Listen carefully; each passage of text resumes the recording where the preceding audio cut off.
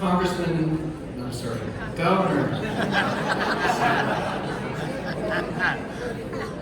Jared Polis. He's an entrepreneur, education leader, public servant, and a Colorado native. After launching several successful companies, including one out of his college dorm, went into politics. He's committed himself to making sure other Coloradans have the opportunity that he had to pursue their dreams. He's founded schools for at-risk students. He's been active in welcoming immigrants to our state and to our community. Started nonprofits. He's helped veterans and other entrepreneurs. Prior to serving as governor, he served, as many of you know, on the State Board of Education, where he worked to raise pay for teachers, reduce class size for students, represented Colorado's 2nd Congressional District, where he was rated the most effective member of the Colorado delegation. As governor, he's been focused on saving Coloradans money, keeping our economy strong, preserving our Colorado way of life. And in his first term, and I'm envious of this, having worked for a couple of governors, he set his sights on some goals. In his first term, he delivered on universal free full-day kindergarten, signed bills to save families money on health care, made significant progress toward the goal of 100% renewable energy by 2040, all while cutting taxes for small businesses, investing in affordable housing and transportation. Governor, I'm very proud to have the opportunity to introduce you. Ladies and gentlemen, the Governor of the great state of Colorado, Jared Polis. Thank you, Ellen, for that kind introduction. The State of the State was 52 minutes, and they told me I only have 45 minutes tonight, so I'm going to try to talk quickly. Thank you, Colorado Politics, for the kind introduction. Let's also give Monica Owens-Beaupre a round of applause for organizing the event for Monica. We have to connect, of course, Monica's daughter to Thatcher Gardner, because wouldn't it be great to have Owens-Beaupre Gardners in our state? I mean, it's just too good. Plus, just a word of advice to Republicans: if you want to have any hope, you have to reproduce at a higher rate. So we'll leave it at that. But in all seriousness, we gather really in good fun and good spirits and civility here today. I was sincere in my State of the State that this is a remarkable state, that no matter who you are, no matter where you live in our state, we're proud to be Coloradans. We love this state, and that work really shines through in the great work of our state legislators, our press corps, and so many others. And in that spirit, last year, 95% of some of the bills I signed were bipartisan, and that happens because where we can, we work together in good faith to find common ground. And that's a great example of what works better in Colorado than it does in Washington. And it really is tribute to that Colorado can-do spirit. And it happens because along the way we make sure we don't lose our sense of humanity, we don't lose our sense of humor. We are ready to get to work together. And I also want to give heartfelt thanks to the press who's here today. Let's give our friends in the press a round of applause. Our state legislators and the lobbyists here today. Really, the press and the institution of the free press is so important. You shine a light in dark places, you discover things that help us understand our communities, our institutions, our sense of place, even ourselves.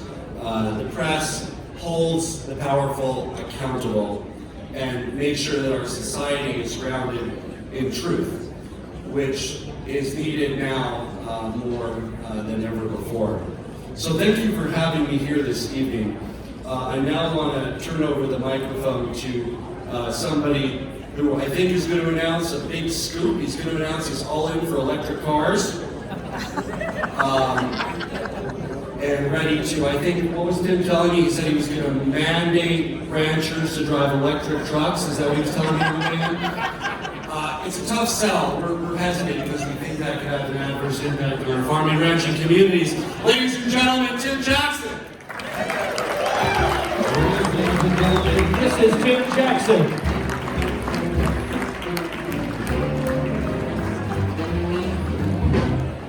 Thanks, guys. Polis and for your leadership of the state of Colorado. It is a great place, and it's an opportunity to follow you. By the way, and this may surprise you, but we share your goal of making sure Coloradans get to where they need to work, school, and play. You set an ambitious goal of 940,000 electric vehicles on Colorado's roads. This may surprise you. We want to help you get there. We're here to help you get there. There's about 30 new car dealers in the audience. If you hold your hands, they're all ready to sell new cars and new electric cars. So if anybody needs one, just look up a new car dealer. Colorado new car dealers are agnostic when it comes to vehicle technology. We want to sell whatever consumers want to buy. We take pride in knowing that all the vehicles that we sell today, no matter what kind of technology powers them, are cleaner than the vehicles they replace. In fact, they're roughly 99% cleaner than vehicles we sold just 20 or 30 years ago. EVs are a big part of the new vehicle mix. And most emission reductions actually come in advances in gas-powered vehicles,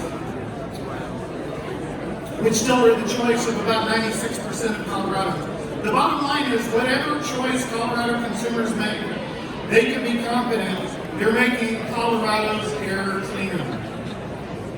The other side of the coin is they're removing the older, dirtier vehicles from Colorado roads. That's why Colorado's new car dealers created the Clear the Air Foundation, which has collected more than 4,500 old vehicles, largely from dealer trade-ins, where we crush and recycle them, turning the value of those old vehicles into scholarship funds for auto tech students. It's the only program like it in the country, and it's the only dealer group in the country that's come up with that. Besides the environmental benefits, Colorado gains in other areas where new car dealers sell and service cars. 41,000 Coloradans owe their jobs to new car dealers that result in roughly $2.26 billion in compensation per year. Nearly a quarter of the state and local sales taxes come from the sale and service of new and used cars. Plus, Coloradans get hundreds of millions in gas taxes. No matter where they work, reliable transportation is key to the economic success of Coloradans, and research shows that a dependable car is a fast route out of poverty. That's key. So now we're going to get a little bit of audience participation. I know you've been participating out there already. But how many of you walked from home to work today? Show of hands. There's 3 of you there. Okay, well, count's good. And how many of you took light rail or transit here tonight? And there's at least a half a dozen. And regardless of the vehicle choices we make, let me ask you this. How many in the room drove your car either to work or to this reception tonight? There is a show of hands. Thank you, and we're ready to take care of your next new car. Let's make sure that we don't put any unnecessary speed bumps in the way of Colorado's economic prosperity. Thank you, Governor Polis. Thanks to everybody in the room. And I want to have a quick shout out to the other Jared Wright, Colorado Politics, in this news organization. We also agree with the governor. News is important to the state of Colorado, and Colorado Politics has added much value to the news processes in the state. Thank you for all you do.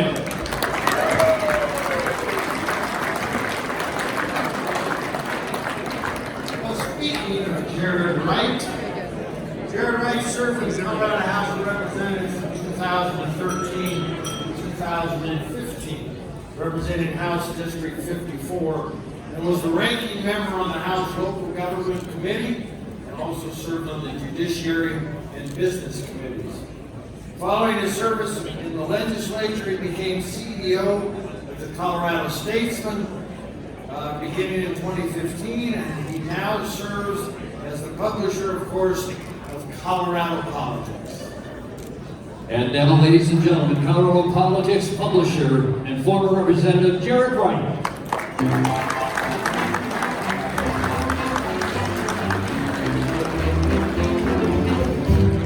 Thank you all. I was supposed to dance. Hey, thank you all for being here tonight. Look at this crowd. I am so proud of all of you wanting to participate in our goal. And folks, if I could have your attention for just a moment, this is important. Our goal with this and what you're participating in tonight is bipartisanship, right?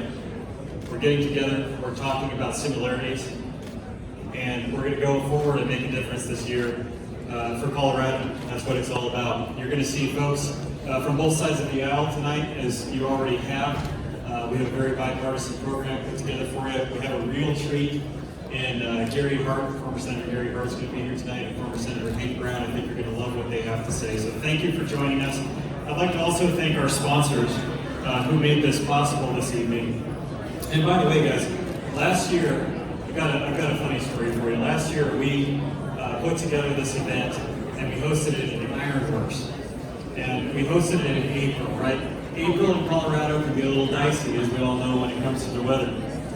Well, we put the event together April 22nd, I believe it was. And along comes this thing that you gotta love all of us in the media, these names that we come up for these storms, right? This mini bomb cyclone. I mean, seriously, what are we gonna call these storms next? I like to go with snowmageddon myself. And Ed Green's probably rolling his eyes back here. That's a technical term, right, Ed? All right, folks, so I want to thank our sponsors. We have, of course, Colorado Auto Dealers Association. 3M has joined us as a governor-level sponsor tonight. 3M purposefully researches, designs, develops technology to advance every company, enhance every home, and improve every life. They approach problem solving the same way you do with legislating, pursuing opportunities for collaboration, finding more than one solution, and constantly working to improve upon what currently exists. We also have Civico as our second year sponsor. They've sponsored us now for 2 years and will sponsor us again next year, putting this important program together for all of you. Civico was founded in 1999 as a quarterly forum and was a quarterly breakfast series. Civico has transformed into one of the state's top leadership development organizations. Through Civico's Leadership Academy, including the Governor's Fellowship Program, supported by all living Colorado governors, Club Civico, and its stewardship of the Governor's Citizenship Medals, Civico enables a good life and a better Colorado for all of us. Civico is dedicated to developing leadership in communities all across Colorado to move our state forward with progress over partisanship. We also have Extraction Oil and Gas. Extraction, Denver-based company, is a domestic energy company focused on the exploration and protection of oil and gas reserves in the Rocky Mountains. Extraction Oil and Gas was created in December 2012 and has since assembled a strong technical team with years of experience in horizontal drilling and completion of operations in the greater Wattenberg field. And thank you to our additional sponsors, our thrift stores. You'll see logos up on the screens tonight. Axiom Politics is the excellent team for Axiom, Mickey Hackenberger and her team, the great work that they do for their clients and for Colorado. Cherry Point Strategies, the Colorado Farm Bureau, Enstrom Candies. By the way, Rick Enstrom, I just saw him. Rick, thanks for the candy tonight.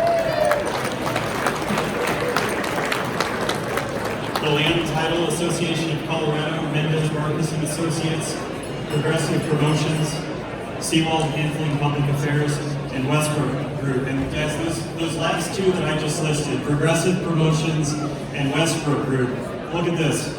Here's a model for all of us. Westbrook Group on the conservative side of the aisle for event coordination. Progressive Promotions on the liberal side of the aisle for event coordination. This team came together and did an absolutely phenomenal job tonight in putting this together. And it was nothing but teamwork. It's a model for all of us and what we can do to teamwork across the aisle. And folks, I'd like to recognize as well the elected officials. I will not name everyone since that's most of us in the room. But I will say that we have every statewide elected official for the state of Colorado here tonight, including Secretary of State Jenna Griswold. Secretary Griswold, where are you at? Thank you for joining us. Attorney General Phil Weiser. We also have Treasurer Dave Young. And folks, we of course have a great lineup, so I'm going to let the program move forward. Thank you again for being part of bipartisanship in Colorado and for being loyal readers of Colorado politics. Have a great evening and enjoy.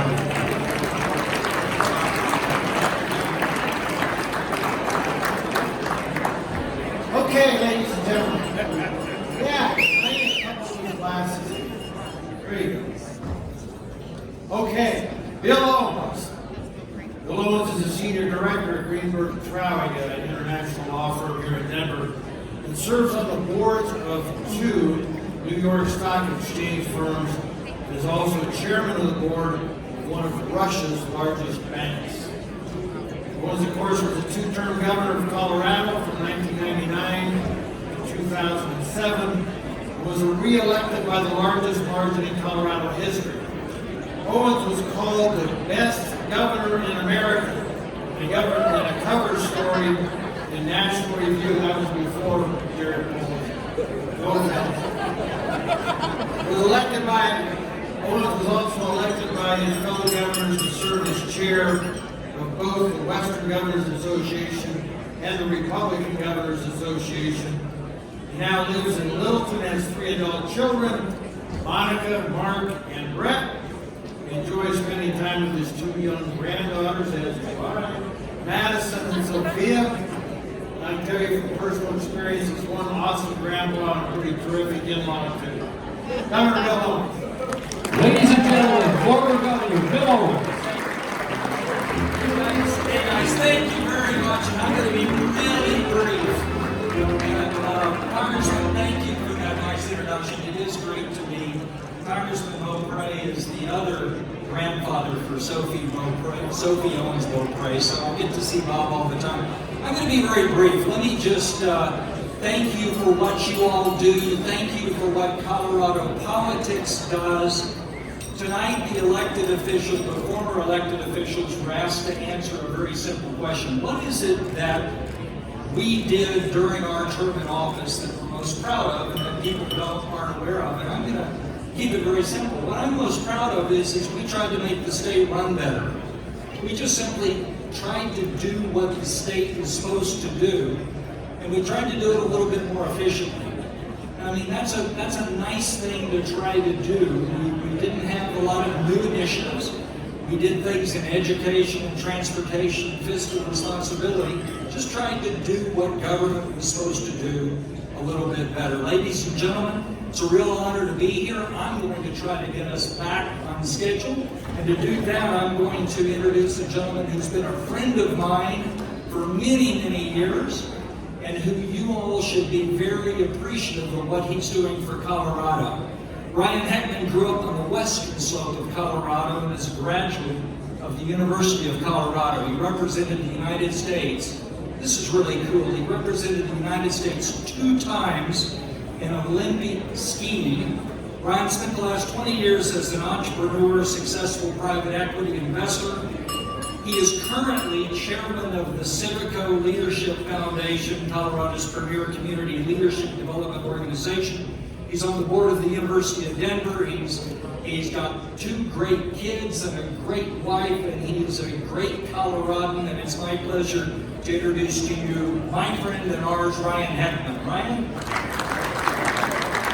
Ladies and gentlemen, Chairman of Civico Leadership Foundation, here it is, Ryan Heckman. Oh my gosh, this is a really tough crowd.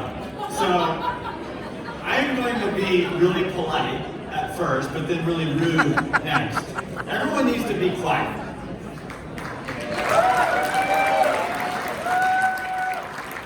I've been standing in the audience and listening to our governor speak, and Governor Bill Owens, and Congressman Beaupre, and Ed Green, God bless you. You have done a terrible job predicting the weather over the years, but this is a vintage Colorado, and thank you very much for everything that you've done. Alan Salazar, for those of you who don't know, who, by your voices, apparently you don't, Alan Salazar is like the meister of our budget every year, and has been for like a long time, so we need to show some respect. And I ask again, for those of you in the left-hand corner, please, let's show some respect. I really mean this. It's not a joke. Jared Wright deserves a lot of credit, you guys. Jared has built a media platform in a really tough environment and has brought us all together tonight in a bipartisan fashion. What is more important to our country and our state than the work that Jared Wright is doing? So let's please give an applause to Jared Wright.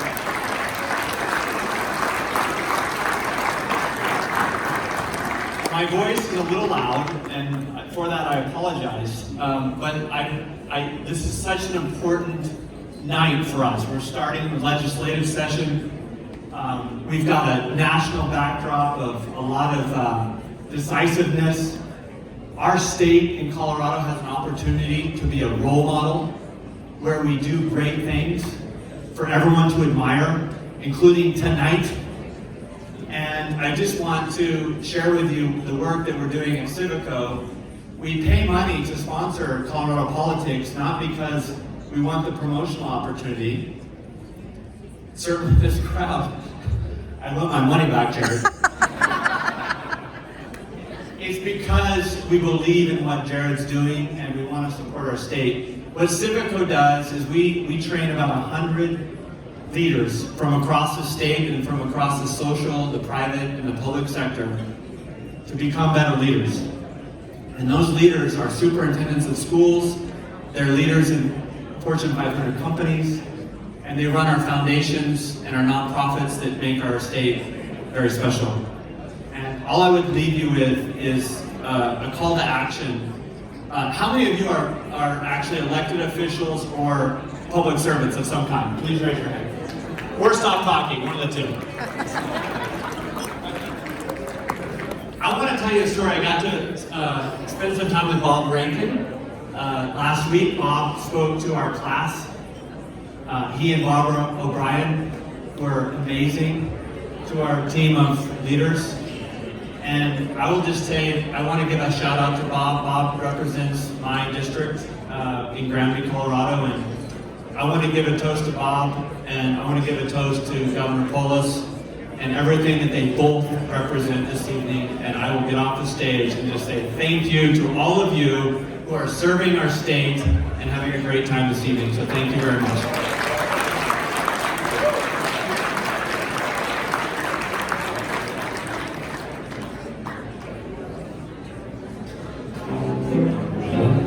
You're up.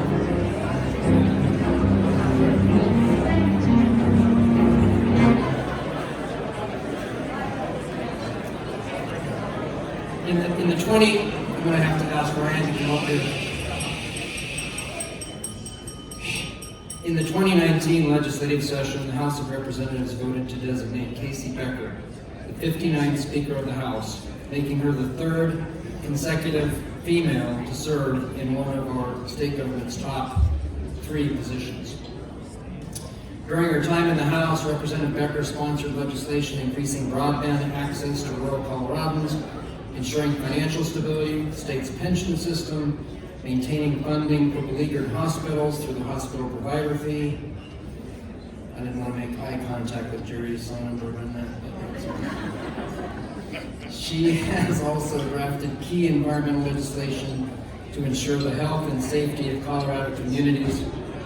Representative Becker has a MS in real estate development from the University of Denver's Stern School of Business and a law degree from Northwestern School of Law at Lewis and Clark College. She is an outstanding leader. Please help me welcome Speaker Casey Becker. And now, ladies and gentlemen, Speaker of the House, Casey Becker.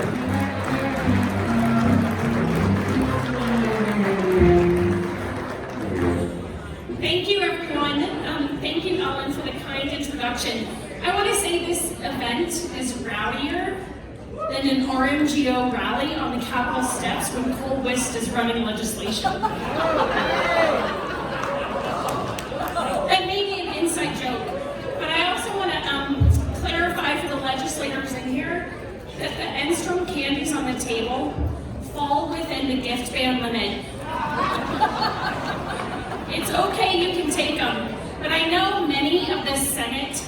Republicans love to stick their hand in the candy jar and then claim that they didn't do any of it. I know what it's like when they're like, I didn't take it, I'm not asking for anything, I don't want any money, I'm not taking the candy, but you guys are totally allowed. It's under the $65 ban. So I'm the Speaker of the House, I'm Casey Becker, and I think we're going to have an incredible session. Most people don't know, last year, 97% of the legislation that passed, 97% was bipartisan.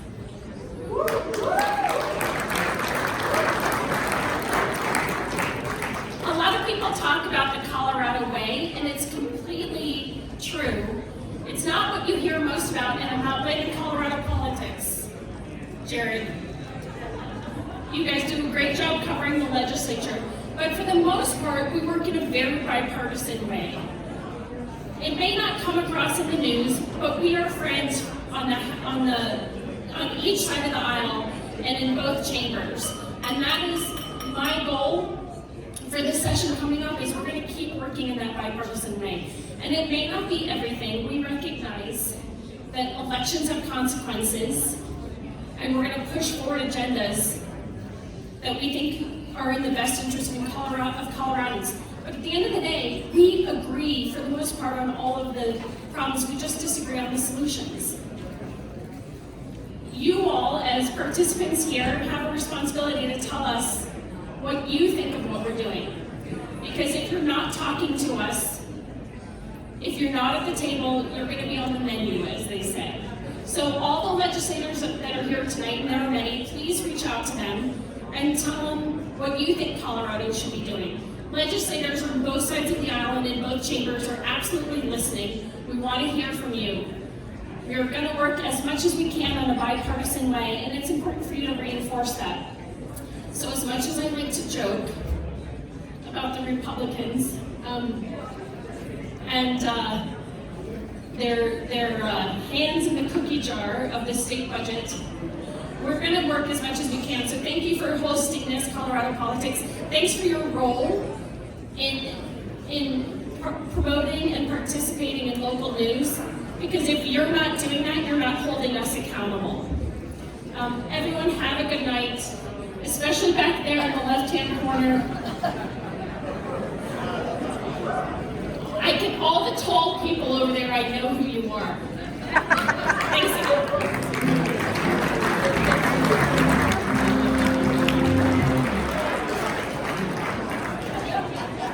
Okay, next up. Heidi Ganal is a statewide. Thank you. Thank you. Doesn't she do that well? Yeah. Heidi Ganal is a statewide elected regent at the University of Colorado. Since 2016, she has been instrumental in efforts to lower costs, protect free speech, and provide more access to CU students, especially from rural Colorado. Heidi is best known as the founder of Camp Bow Wow, a $120 million brand leader in the pet franchise industry. Among numerous recognitions, she has earned Fortune magazine named her the top 10 most promising entrepreneurs list. More recently, Heidi has founded an incubator for social entrepreneurs and a digital and live platform to help young women build empowered and fulfilled lives. Heidi and her husband Jason also operate a retail barbecue deli business and have 4 children. Ladies and gentlemen, please welcome CU Regent Heidi Ganal.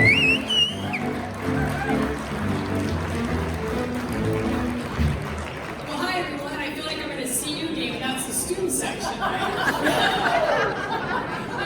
I love it.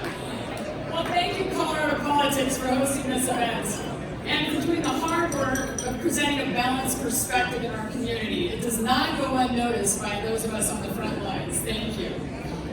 I'm Heidi Ganal. I'm the CU statewide representative on the CU Board of Regents. There's 9 of us, 2 statewide. And I'm proud of the the bipartisan work that we do on the Regents Board, and the various perspectives and philosophies on the board create some disagreements. But that's a good thing. As someone who's in the room when those happen, I believe that feisty open debate leads to the best solutions to our toughest problems, and it makes the U better and stronger. As Arthur Brooks, author of the book Love Your Enemies, recently said, to bring America together, we shouldn't try to agree more. There's no need for mushy moderation because disagreement is actually the secret to excellence. If that's the case these days when the CU Board of Regents is unsurpassed in its excellence, right? But this is the Colorado way. We're not afraid to take issues head on and grapple over ideas. I was elected statewide in 2016 as a Republican. The same year that Coloradoans sent their electoral votes to Hillary Clinton and Michael Bennett to the Senate. Our voters want balance. They want leaders who can passionately agree and disagree without being disagreeable, right? There is such a diversity of views about our future in Colorado, and we shouldn't shy away from debating those contrasting visions. We should embrace that they're radically different, but in a way that's respectful of each other's humanity. The other side may be wrong in your mind, but we need to get away from conflating being wrong with being a bad person, right? Governor Polis and I disagreed about Proposition CC, that's no secret, but I know we agree about charter schools and about creating jobs through entrepreneurship. And I bet we'd enjoy a beer together. We're at a turning point in our country's history. This event is one small way to hopefully turn us towards respect, to listening to each other, and to finding the best solutions for the biggest problems in Colorado. Bravo, Colorado politics, and go Buffs. Thank you.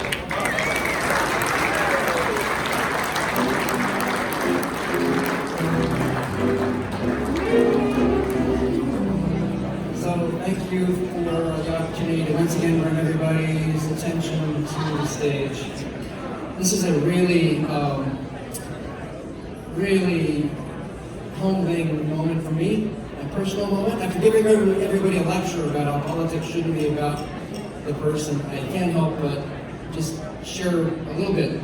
In 1975, young high school student with long hair and an aspiration to be involved in politics was enamored with a young leader, Gary Hart.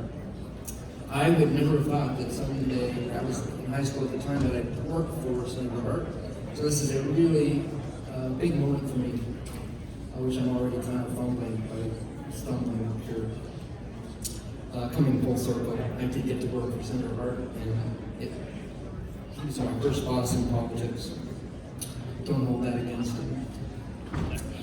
Gary Hart is a state and national political luminary and proudly represented Colorado as a former two-term United States Senator. He was a top contender for the Democratic nomination for President of the United States in 1984 and 1988. Some of us wish he was running right now. Senator Hart's influence in national and international matters and his public service have lasted well beyond his tenure in the United States Senate. He served as chair of the U.S. Commission on National Security for the 21st Century, was president of Global Green, the U.S. affiliate of Mikhail Gorbachev's Environmental Foundation, was a member of the Council on Foreign Relations, among many other notable achievements. He seats on international boards and commissions. He's also a prolific author, and you should get his books. Today, Senator Hart continues to be a proud resident of Colorado. He lives with his family in Kittredge. And now, ladies and gentlemen, former U.S. Senator Gary Hart.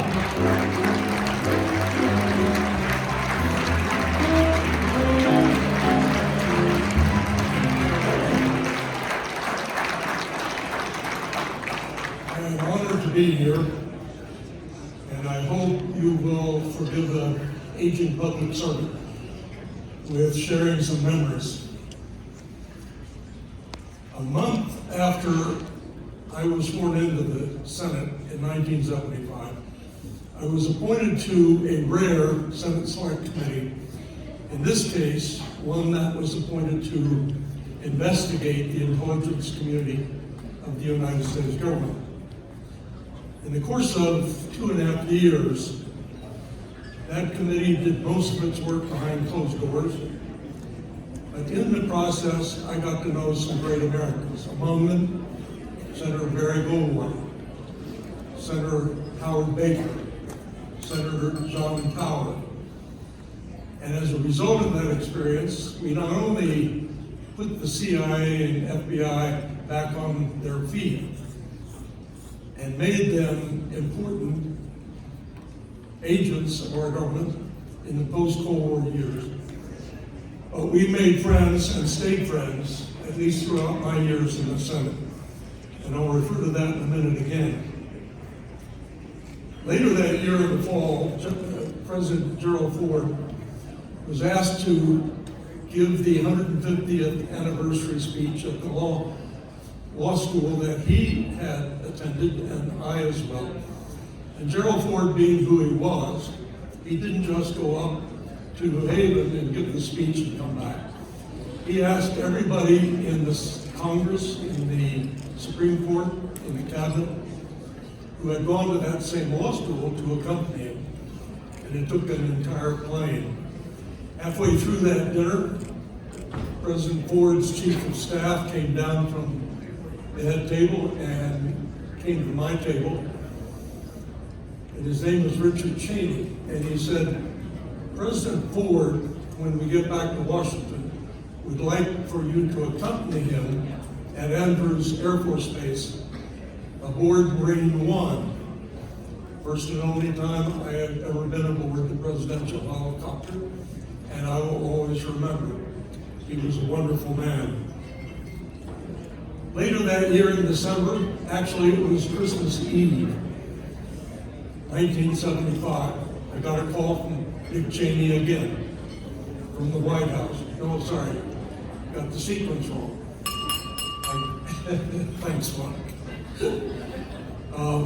I got a call from William Colby, then director of the CIA. He said, we lost our station chief in Athens tonight.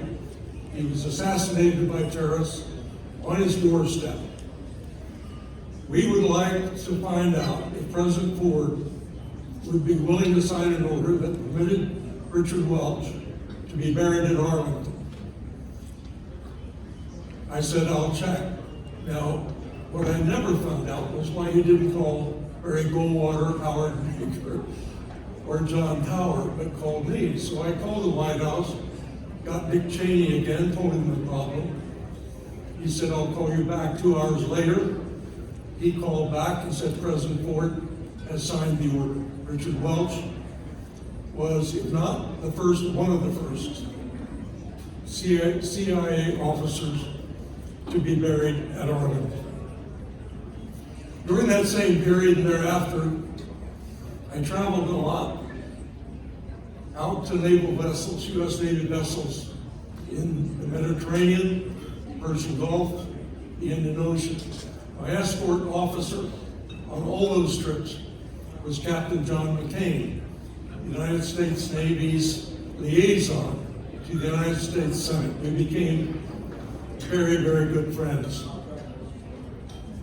During my re-election campaign here in 1980, which many of you probably wish had turned out differently, but in any case, 2 extraordinary things happened.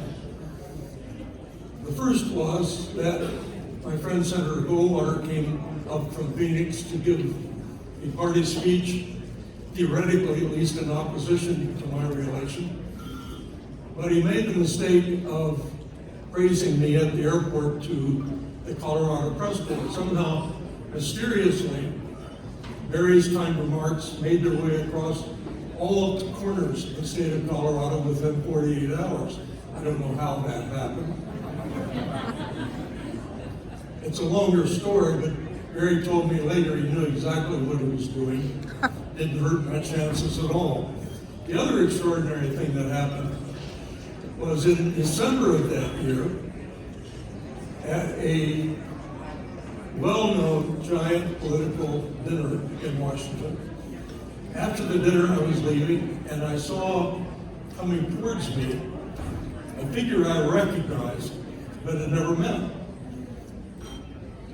He came and introduced himself and said, "Senator, I'm Joseph Coors." I said, "Mr. Coors, I'm honored to meet you." He said, "I'm going to tell you something that if you ever repeat, I will deny. I congratulate you on your victory, and I'm glad you won." So, to honor the memory of Joseph Coors, I ask that none of you ever repeat that story.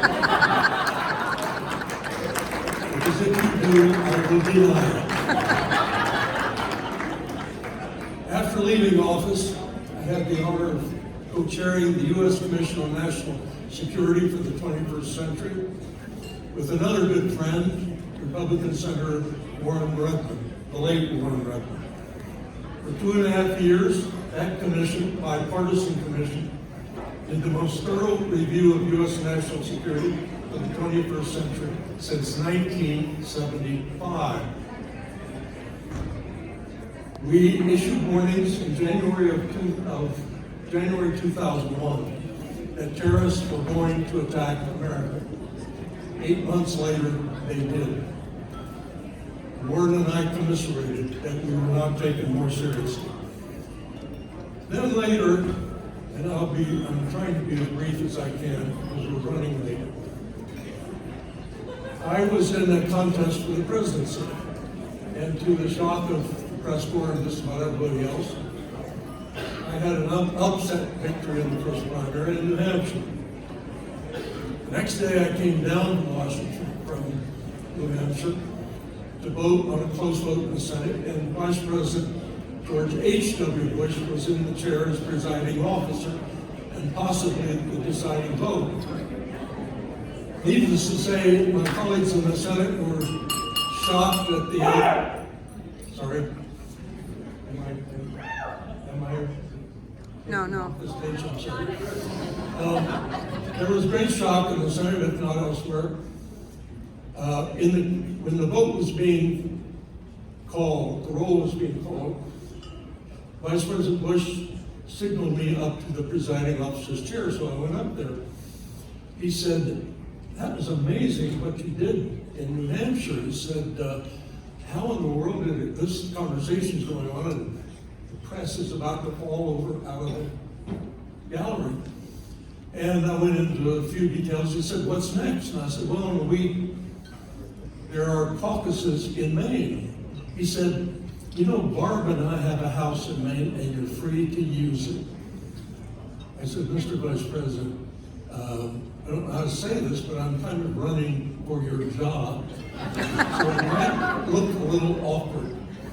What that told me was George H.W. Bush put politeness and consideration ahead of politics. Finally, I mentioned John McCain. John and I were very close friends. We had become close friends, and on the occasion, 1985, I think, he asked me to participate in his wedding to Cindy, which I did with Senator Bill Owens, another close friend.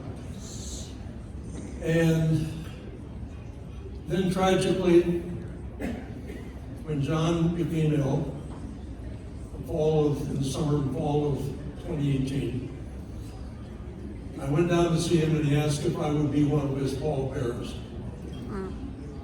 It was one of the great honors of my life, but also the saddest. I love John McCain. I still do.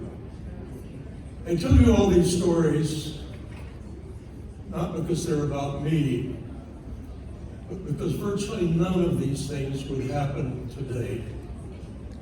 Think about them. Virtually none of these things would happen today. We're all going to have to figure out a way to get this country back together again and get our parties to work together again in the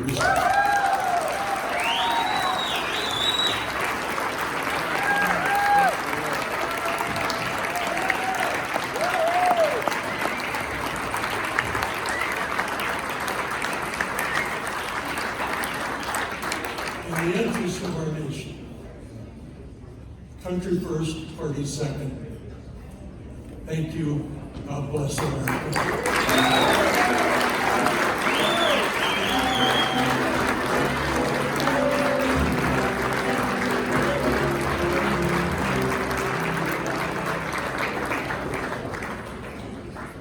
Thank you, Senator Hart.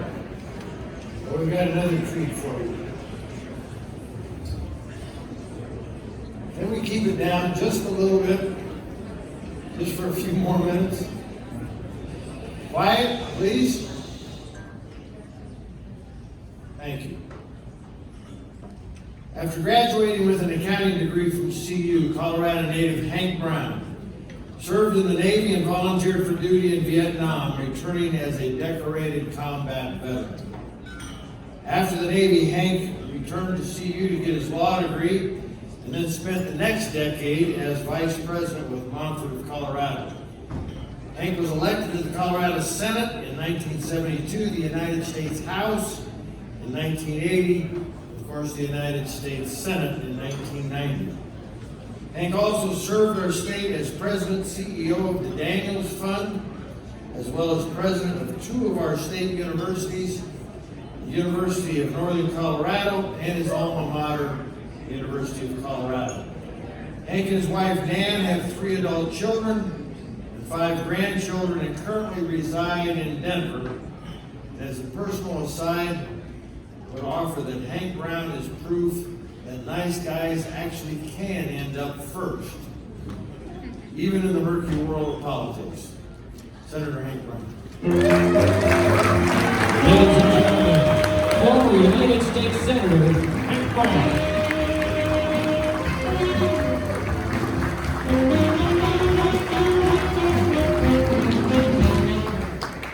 Bob, thank you for that introduction. It's true, I've had trouble holding a job. Senator Hart, that was an eloquent talk that you gave, and I think inspiring to everybody's here. And I think is a charge for all of us to think about in terms of our wonderful state. I reflect back, as I think many of the legislators do, on the first speech that I gave in the state legislature. I was in the state senate, and one afternoon, reading the docket of the bills that would be up the next day, I came across one that I thought was terribly wrong, and very misleading and likely to pass. And it was from a committee I hadn't been on, so I wasn't familiar with what was coming up that day. But I went home that night after I worked a little each evening when I went back. But after work, came home and I stayed up all night. Pulled out the statute books, wrote a rebuttal to it, and it was charged up. I say, as you can imagine, any legislator might be. I drafted a speech that covered every single aspect of the bill and why it was wrong. Every detail you can imagine. And so when the time came, the fellow who was the sponsor of the bill was very popular in the Senate, a nice guy, and he moved the bill, and I sought recognition, and I gave my speech. And I had handouts, and I had cards, and I had pointers for people, and I had a chart demonstration, and I went on for 40 minutes. When I finished, I thought I had him nailed because I had covered every possible aspect of it. Chris Bunch was his sponsor. He was a rancher, a farmer from Los Angeles, I think, or Mahana, I guess. Chris got up and he didn't talk about any of the issues that I brought up or any of the aspects of the bill. He simply told this story. There was a new preacher in town in Wyoming, and he was excited and anxious about his first sermon. And he stayed up all night drafting it. And when he got to the church, there was only one parishioner that showed up. But he gave the whole lecture, the whole speech, the whole sermon that he planned anyway. It went on for over an hour. When he finished the sermon, he went to the back door to greet the rancher as he was leaving. And he shook the rancher's hand, and he couldn't help himself. He said, how did you like the sermon? And the fellow said, I'm a rancher, and when I take a load of hay out to feed the cattle, and only one heifer shows up, I don't make her eat the whole load.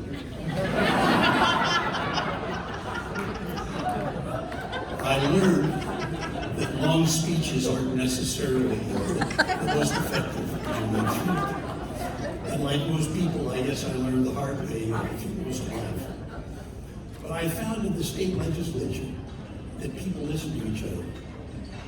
That often the liberal House would pass a bill that was conservative, not often, but occasionally, and it would get killed in the conservative Senate, and often vice versa as it went through.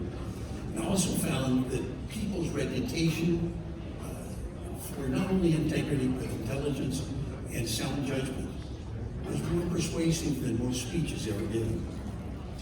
And I found that good relationships between people fostered a willingness to listen to each other. And I can't tell you how proud I am of the state legislature. Your legislators work for almost no pay at all. It's a labor of love. It's one of the most creative things they'll do in their lives. And Colorado is so lucky to have a clean, honest, ethical legislature. I can tell you from the folks you meet in Congress, not all states share the kind of clean legislative bodies that Colorado has. Many of them have developed habits of trading votes, of accepting gratuities, of unethical practices that have never happened in Colorado. And I suppose one of the saddest things I saw were the restrictions that came on some years ago with regard to ability to talk with lobbyists and so on. The fact is, good legislators know that lobbyists are a source of information, and legislators know that a good lobbyist can tell you both sides, and should. And if they don't tell you both sides, if they're not objective, if they don't give good information, they lose their reputation and their job very quickly. Bottom line is this: we are so lucky in Colorado to have the legislative process we do. Do we disagree? Absolutely, and that's a sign of how good we are. But I know the future of this state lies in great hands because our people listen to each other most of the time. They get informed on the issues, and they take the time to serve the state, not for themselves, but for the good they do for this state and this nation. So thanks for being part of this.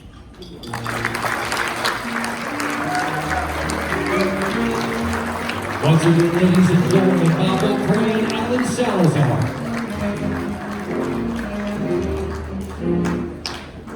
Thank you all for being here this evening. This is a great night to spend time with friends. I want to particularly thank Monica Owens, and I also want to thank Representative Jared Wright, Colorado Politics for hosting this event, journalists in the room, lobbyists in the room, state legislators in the room, former state legislators, political aspirants, young people who want to be in politics.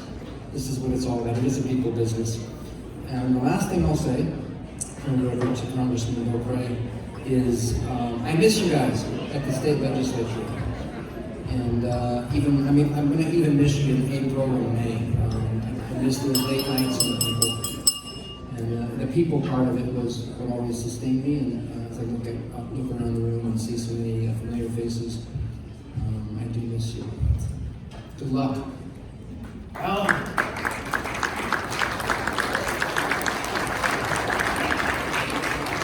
Alan, it's been a pleasure to work with you tonight. This really isn't work, this is fun.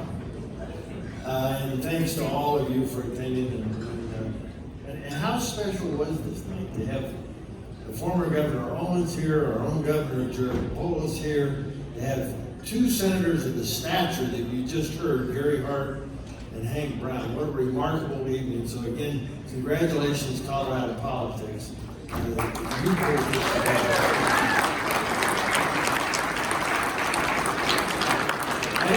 don't know if this specific word has been used tonight, but we've certainly talked about the topic, about civility, maybe the lack of civility that is existing, not only in politics, but I'd extend it to all of society, because here's my perspective. You kind of get the government you deserve.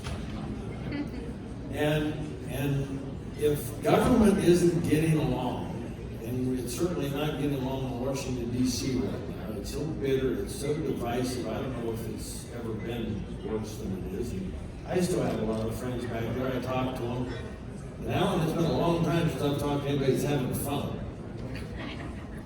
And that's really a shame. But I really do believe that this is a challenge to all of us that we would say now live outside the Beltway. Maybe we demand a little bit better in our elections and in our processes and of our candidates. I think they're reflecting, they're looking right in that mirror seeing what's coming back at them, and it's a pretty bitter, pretty divisive, pretty polarized society. So we've got a job to do in this as well. I want to close. Alan, you were very kind in what you had to say about our relationship. It was a very strong one, a very genuine one. And Mark and I, as the members in the two respective offices, developed one of those too. Certainly that first magnanimous move by Mark and you to invite me to hold a joint town hall meeting, as you recall we had in Arvada, was I think that got us off on that good relationship that we were warriors together, if you will. Well, we were warriors in another way, as just kind of the luck of the draw. You hear about these congressional delegations, these codels the members of Congress take here and there. Well, after the war broke out, Mark and I happened to both sign up. Mark, you know what I'm talking about, I hope you understand. Mark and I signed up for the same one and found ourselves on the same plane, 6 or 8 of us, going over to Iraq to be embedded with our troops over a long weekend. And, in that kind of an experience, I think Mark, I don't think I know Mark saw us getting into the war differently than I did. And so we were sort of on opposite sides from that standpoint. But we both love this country. We both certainly want to respect and do all we could for our troops who were over there doing the hard work of freedom. It was on that trip, I think, that Mark and I really grew close together. Steny Hoyer was on the trip. And Steny now, of course, is number 2, the majority leader for the Democrats right now, right behind Speaker Pelosi. And Steny was on that trip, and I always, from that day on, had a great relationship with Steny as well. We bumped into each other, how you doing? And we had a personal relationship. That seems to be missing. And it's missing inside this room with some of you legislators. Hopefully tonight went a little way, giving you an opportunity to maybe say, perhaps I ought to extend my hand. Perhaps we ought to sit down and lunch together. Perhaps we ought to go on some sort of a social item, maybe even it's a business trip. But find out what makes the other person tick. And I think Speaker Becker mentioned when she was up here, Ronald Reagan certainly made it famous. There is a whole lot more, as Americans, and certainly as Coloradans, there's a whole lot more that we agree on than we disagree on. We may not pick the same solution out of the basket every time, but there's a whole lot more we can do for the good of the whole. And for ourselves individually, it's a lot easier to go to sleep at night and wake up in the morning if you got a smile on your face instead of figuring out who you're going to poke in the eye. So hopefully tonight was a little bit of good news and maybe a little bit uplifting. And if you think so, give Colorado Politics and everybody who was on the program tonight a round of applause. Thanks very much. Thank you for Alan and Bob.